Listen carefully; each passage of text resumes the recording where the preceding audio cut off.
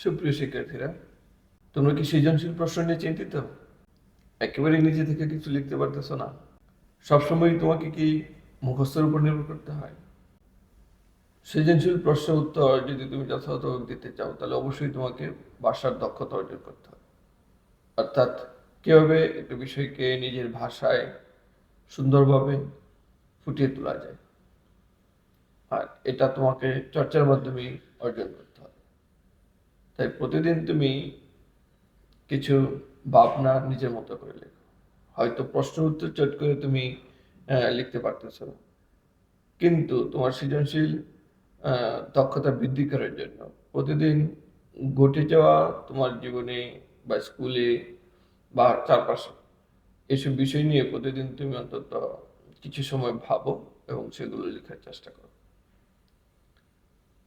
এবং পুনরায় তুমি এগুলো পড়ো, দেখো যে তোমার বাক্যের গঠন ঠিক আছে কিনা, ধারাবাহিকতা ঠিক আছে কিনা।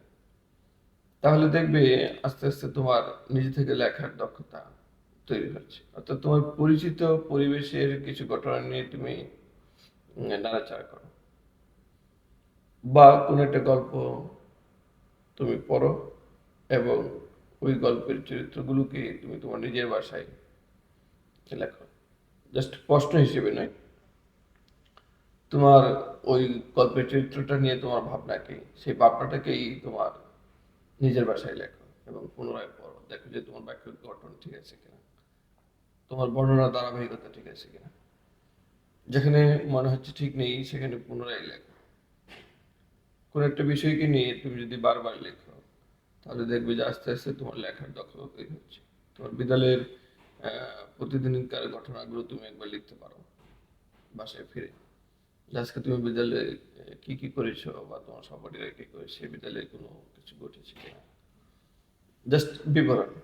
তো এই চেনা পরিবেশের চেনা ঘটনাগুলো যখন তুমি তোমার খাতায় লিখবে বা লেখার চেষ্টা করবে, তখন দেখা যাবে যে তোমার আস্তে আস্তে তোমার ভাষার দক্ষতা বৃদ্ধি পাচ্ছে, এবং একসময় তুমি আর কোনো কিছুই মুখস্থ করে লিখতে হবে না, তুমি নিজে থেকেই তা লিখতে পারবে। একটা সময় এটার জন্য খুব বেশি লম্বা সময় নেওয়ার প্রয়োজন নেই বা প্রয়োজন পড়বে না, তবে তোমাকে নিয়মিতভাবে এটা প্র্যাকটিস করতে হবে। এবং ভাষার যে দক্ষতা, কোনো বিষয়কে বর্ণনা করার যে দক্ষতা, সেটা তোমাকে অবশ্যই থাকতে হবে। তো লেগে পড়ো আজ থেকে, চেনা ঘটনা নিয়ে নিজের মতো করে লিখো এবং সৃজনশীল দক্ষতা বৃদ্ধি করো।